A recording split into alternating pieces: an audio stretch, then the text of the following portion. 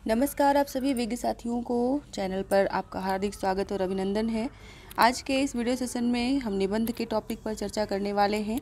51 से लेकर के 75 नंबर तक के क्वेश्चन को यहाँ पर आपके सामने रखने वाले हैं, जिनमें आप देख सकते हैं ऑब्जेक्टिव क्वेश्चंस हैं ये। और इसके पहले कि हम वीडियो शुरू करें, मैं आपसे ज़रूर रिक्वेस्ट करूँगी कि आप पेन पेपर लेकर बैठें, या तो आंसर उनके नोट करते जाएँ या फिर कमेंट सेक्शन में अपने आंसर को टाइप करते जाएँ और बाद में अपने स्कोर को चेक करके ज़रूर लिखें। हमारा आज का पहला क्वेश्चन है, शुद्ध कविता की खोज 1966 इसके सामने लिखा हुआ है, यानी कि ये इसका प्रकाशन वर्ष है। शुद्ध कविता की खोज रचना किसकी है? महादेवी वर्मा, भागीरथ मिश्र, रामधारी सिंह दिनकर, शांतिप्रिय द्विवेदी। इनमें से किसकी है शुद्ध कविता की खोज? सही ऑप्शन यहाँ पर होगा ऑप्शन सी, रामधारी सिंह दिनकर। अगला है, नाखून क्यों बढ़ते हैं? ये किस विधा की रचना है? एकांकी नाटक है। एकांकी नाटक से तात्पर्य यहाँ पर होता है, नाटक का एक पार्ट होता है जिसमें एक अंक होता है, उसे वैसे तो एकांकी कहते हैं, लेकिन नाटक की तरह भी उसको खेला जाता है, तो उसे एकांकी नाटक के श्रेणी में रखा जाता है। निबंध, उपन्यास, कहानी, तो इनमें से कौन सा है ये? तो ये है ऑप्शन बी, निबंध। ऑप्शन बी है यहाँ पर निबंध। अगला क्वेश्चन है, नाखून क्यों बढ़ते हैं कि निबंधकार बताने हैं। ऑप्शन है गुलाब राय, हजारी प्रसाद द्विवेदी, श्याम सुंदर दास या रामचंद्र शुक्ल। इनमें से कौन है? तो ऑप्शन बी यहाँ पर सही होगा, हजारी प्रसाद द्विवेदी। अशोक के फूल नामक निबंध के रचयिता कौन है? वैसे आप अगर देखना चाहें तो ये प्रैक्टिस के लिए क्वेश्चंस बहुत बेनिफिशियल होते हैं, लेकिन अगर एक एक रचना को याद करना है तो आपको ऐसे याद करना चाहिए कि जैसे हजारी प्रसाद द्विवेदी को पढ़ रहे हैं तो उनके समस्त निबंधों को एक श्रेणी में रखें और उनकी एक शॉर्ट लिस्ट बना लें, जिससे कि याद करने में कोई दिक्कत ना हो। या रामचंद्र शुक्ल को याद कर रहे हैं तो उनके सारे निबंध सामने रखें। तो इस प्रकार से देवेंद्र सत्यार्थी के, तो ऐसे मतलब लेखक के सामने उनके समस्त निबंधों को लिखें और साथ में याद करते जाएँ। ऐसा बुक में भी दिया होता है। इस तरह से आप एक बार में कई सारे निबंध तैयार कर सकते हैं, लेकिन प्रैक्टिस के लिए ऐसे सेट बहुत ज़रूरी होते हैं, जैसे कि मैं यहाँ पर करवा रही हूँ। तो निबंध का आकार सीमित होता है। अगला प्रश्न पूछ रहा है कि निबंध का आकार सीमित होता है, उसमें निजीपन होता है, स्वच्छ और सजीव होता है। ये विचार किस निबंधकार का है? बाबू गुलाब राय, महावीर प्रसाद द्विवेदी, आचार्य शुक्ल, पंडित श्याम सुंदर दास। इनमें से किसका है? तो सही ऑप्शन इसमें है ए, बाबू गुलाब राय का। अगला प्रश्न है, जिस प्रकार आत्मा की मुक्तावस्था ज्ञान दशा कहलाती है, उसी प्रकार हृदय की मुक्तावस्था रस दशा कहलाती है। हृदय की इसी मुक्ति साधना के लिए मनुष्य की वाणी जो शब्द विधान करती आई है, उसे कविता कहते हैं। यह कथन किसका है? ऑप्शन ए, पंडित श्याम सुंदर दास, बी, बाबू गुलाब राय, सी, महावीर प्रसाद द्विवेदी, डी, आचार्य शुक्ल। तो इसमें से ये कथन किसके द्वारा कहा गया है कि आत्मा की मुक्तावस्था ज्ञान दशा जिस प्रकार से कहलाती है, उसी प्रकार से जो हृदय की अपनी मुक्त अवस्था में पहुंचता है तो उस अवस्था को रस दशा कहा जाता है। और इसी तरह से जब हृदय मुक्ति साधना के लिए जो शब्द विधान करता है अपनी वाणी से, उसे क्या कहते हैं? कविता। तो ये किसने कहा है? ये आचार्य शुक्ल ने कहा है। ऑप्शन डी सही होगा, आचार्य शुक्ल कविता क्या है नामक निबंध से दिया गया है ये। अगला प्रश्न है, निम्नलिखित में से कौन सा कथन असत्य है? मन पवन की नौका कुबेर नाथ राय का निबंध संग्रह है। विचार और वितर्क हजारी प्रसाद द्विवेदी के निबंध संग्रह हैं। कौन तू फुलवा बीनन हारी विवेकी राय का निबंध है, या चंद्रधर शर्मा गुलेरी द्विवेदी युग के निबंधकार हैं। तो इनमें से कौन सा यहाँ पर असत्य कथन है, आपको ये बताना है। ये वाला इसमें से, तो कौन तू फुलवा बीनन हारी ये विवेकी राय का निबंध नहीं है, ये वाला कथन यहाँ पर असत्य होगा। अगले प्रश्न पर चलते हैं। अगला है,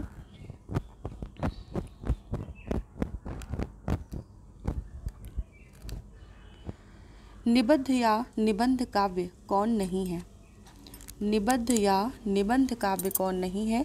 विनय पत्रिका, प्रलय की छाया, शिवाजी को पत्र, राम की शक्ति पूजा। इनमें से कौन सा निबद्ध या निबंध काव्य नहीं है? तो ये है विनय पत्रिका। विनय पत्रिका यहाँ पर, वैसे तो ये क्वेश्चन आपको लग रहा होगा कि ये काव्य का क्वेश्चन यहाँ पर क्या कर रहा है, लेकिन यहाँ पर निबद्ध और निबंध से तात्पर्य था, इसलिए इस क्वेश्चन को रखा गया है कि क्या निबंध काव्य और निबद्ध काव्य में अंतर होता है और साथ में इसमें से कौन सी रचना इसमें से ये नहीं है। तो आपको बता दें, विनय पत्रिका जो है वो एक पदावली है और बाकी सभी जितनी भी कविताएं यहाँ पर दी गई हैं, प्रलय की छाया, शिवाजी को पत्र, राम की शक्ति पूजा, वो सब निबद्ध काव्य हैं। ठीक है, यानी कि एक टॉपिक को लेकर के उसमें मुक्तक काव्य और प्रबंध काव्य की तरह आप इसको समझिए, तो प्रबंध काव्य की श्रेणी में निबद्ध काव्य आता है। अगला प्रश्न है, हिंदी का ऐसा कौन निबंधकार है जिसके ध्यान में लिखते समय बाण और दंडी रहा करते थे। बाण जो है संस्कृत कवि है, बाणभट्ट और दंडी, ये दोनों ऐसा कौन सा निबंधकार है जिसके ध्यान में लिखते समय महाकवि बाणभट्ट और दंडी रहा करते थे। रामचंद्र शुक्ल, महावीर प्रसाद द्विवेदी, गोविंद नारायण मिश्र, चंद्रधर शर्मा गुलेरी, इनमें से कौन है। तो ऑप्शन सी यहाँ पर सही है, गोविंद नारायण मिश्र। अगला है, निम्नलिखित में से देवेंद्र सत्यार्थी का निबंध नहीं है। इसमें से देवेंद्र सत्यार्थी का कौन सा निबंध नहीं है। रेखाएं बोल उठी, क्या गोरी क्या सांवरी, यहाँ पर गोरी होगा, क्या गोरी क्या सांवरी, कला के हस्ताक्षर, न्याय का संघर्ष, इनमें से कौन सा निबंध यहाँ पर देवेंद्र सत्यार्थी का नहीं है। तो न्याय का संघर्ष, डी ऑप्शन यहाँ पर देवेंद्र सत्यार्थी का निबंध नहीं है। निम्नलिखित में से यशपाल का निबंध नहीं है, इनमें से कौन सा निबंध नहीं है। तो बात बात में बात, गांधीवाद का शव, न्याय का संघर्ष, धरती गाती है, इनमें से कौन सा निबंध यशपाल का नहीं है। तो ऑप्शन डी यहाँ पर सही है, धरती गाती है, ये निबंध यशपाल का नहीं है। ऊपर वाले ऑप्शन में आपने देखा था न्याय का संघर्ष, जो कि देवेंद्र सत्यार्थी का निबंध नहीं था, वो निबंध यशपाल का है।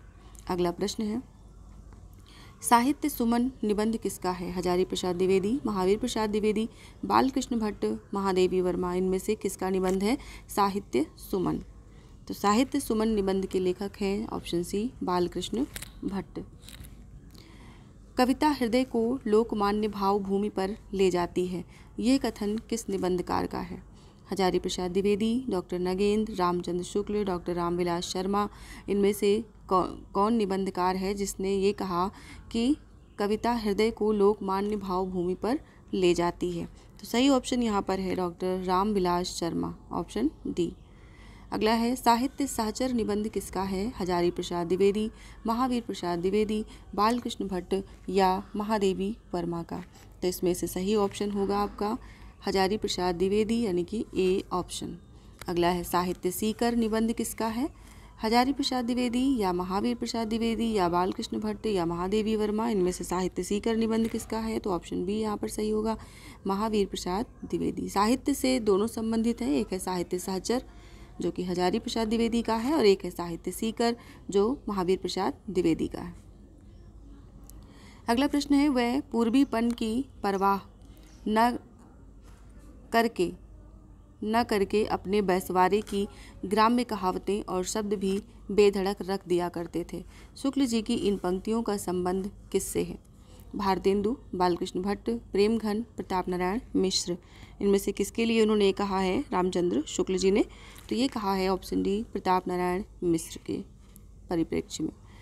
अगला है, प्रताप नारायण मिश्र के निबंधों की प्रधान विशेषता है सरलता, क्लिष्टता, गंभीरता, विनोद प्रियता, इनमें से प्रताप नारायण मिश्र के निबंधों की प्रधान विशेषता क्या है ये बताना है। तो सही ऑप्शन है इसमें ऑप्शन डी, विनोद प्रियता। जैसा कि आपने इनका निबंध पढ़ा होगा, बात, भाव, मूछ, हूँ, इस प्रकार से इन्होंने जो निबंध लिखे उनमें सब में ज़्यादातर विनोद प्रियता मिलती है। अगला प्रश्न है, मेरे राम का मुकुट भीग रहा है किसका ललित निबंध संग्रह है। रामवृक्ष बेनीपुरी, कुबेरनाथ राय, विद्यानिवास मिश्र, हरिशंकर परसाई। तो मेरे राम का मुकुट भीग रहा है ये निबंध है विद्यानिवास मिश्र का, ऑप्शन सी सही होगा यहाँ पर। अगले पर चलते हैं। अगला प्रश्न है, बसंत आ गया पर कोई उत्कंठा नहीं शीर्षक निबंध के लेखक का नाम बताना है। बालमुकुंद गुप्त, प्रताप नारायण मिश्र, विद्यानिवास मिश्र या इनमें से कोई नहीं। तो बसंत आ गया पर कोई उत्कंठा नहीं, इस निबंध के भी निबंधकार विद्यानिवास मिश्र हैं, ऑप्शन सी सही होगा। अगला प्रश्न है, राम भीगे तो भीगे, राम की उत्कर्ष की कल्पना न भीगे, वह हर बारिश में हर दुर्दिन में सुरक्षित रहे, उपर्युक्त भाव किस निबंध में चित्रित किया गया है। सुरक्षित यहाँ पर लिखा है, ये सुरक्षित होना चाहिए कि राम भीगे तो भीगे, राम की उत्कर्ष की कल्पना न भीगे, वह हर बारिश में हर दुर्दिन में सुरक्षित रहे। उपर्युक्त भाव किस निबंध में चित्रित किया गया है? उठ जाग मुसाफिर, संस्कृति और सौंदर्य, मजदूरी और प्रेम, मेरे राम का मुकुट भीग रहा है। तो ऑप्शन डी, मेरे राम का मुकुट भीग रहा है। अगला प्रश्न है, जन्म वर्ष के अनुसार असत्य है। भारतेंदु 1850, प्रताप नारायण मिश्र 1856, बालकृष्ण भट्ट 1845, रामचंद्र शुक्ल 1926। तो इसमें से ये जो जन्म वर्ष के अनुसार असत्य कथन असत्य बताना है, इसमें से कौन सा असत्य होगा? तो इसमें असत्य होगा रामचंद्र शुक्ल 1926 वाला। अगला प्रश्न है, जन्म वर्ष के अनुसार असत्य है। विद्यानिवास मिश्र 1928, कुबेरनाथ राय 1933, विवेकी राय 1924, नामवर सिंह 1926। जन्म वर्ष के अनुसार इनको बताना है कि इसमें किसका जन्म वर्ष असत्य है। तो विद्यानिवास मिश्र, ए ऑप्शन यहाँ पर असत्य है, 1928। अगला है, आचार्य शुक्ल का निबंध संग्रह चिंतामणि सर्वप्रथम किस नाम से प्रकाशित हुआ? विचार कौस्तुभ, विचार मणि, विचार बैन, विचार वीथी। इनमें से किस नाम से चिंतामणि निबंध सर्वप्रथम प्रकाशित हुआ था? तो वो प्रकाशित हुआ था ऑप्शन डी, विचार वीथी के नाम से। अगला प्रश्न है, आचार्य रामचंद्र शुक्ल के निबंध संग्रह चिंतामणि के अब तक कितने भाग प्रकाशित हुए हैं? ऑप्शन है 1, 2, 3, 4। इनमें से कितने भाग प्रकाशित हुए हैं? तो ऑप्शन सी 3 भाग प्रकाशित हुए हैं। ये क्वेश्चन JIC 17 में पूछा गया, PGT 10 में पूछा गया, TGT 4 में पूछा गया। तो इसलिए इंपॉर्टेंट क्वेश्चन ज़्यादा है और आप इसको ज़रूर अच्छे से तैयार करके रखें। यानी कि इनके भाग जो हैं, इनके नाम भी अलग अलग हैं, तो उन्हें भी आप तैयार करके रखें। अगला प्रश्न है, किनके निबंधों को हिंदी निबंध का आदर्श कहा जाता है? हरिश्चंद्र, विद्यानिवास मिश्र, बालकृष्ण भट्ट या रामचंद्र शुक्ल के? तो ऑप्शन डी यहाँ पर सही है, रामचंद्र शुक्ल के निबंधों को हिंदी निबंध का आदर्श कहा जाता है। अभी तक के लिए इतना ही। आगे की वीडियो में हम इसके आगे के क्वेश्चंस को आप तक पहुँचाएँगे। 25-25 क्वेश्चन का एक रूटीन जो है रेगुलरिटी बनाने के लिए इसको एक टारगेट की तरह मैं ले रही हूँ। और ये जो क्वेश्चंस आप देख रहे हैं, ये सब 7000 प्लस सीरीज वाले क्वेश्चन हैं, जिनमें कि अभी हम निबंध टॉपिक पर चर्चा कर रहे हैं। तो अभी के लिए इतना ही। मिलते हैं नेक्स्ट वीडियो में इसी समय। आप अगर चैनल पर नए हैं तो सब्सक्राइब ज़रूर करें। वीडियो अच्छी लगे, क्वेश्चन अच्छे लगें तो लाइक शेयर ज़रूर करें। आपकी तैयारी बहुत बेहतर हो, इसी शुभकामना के साथ मिलते हैं कल फिर से। आप सभी को बहुत बहुत धन्यवाद।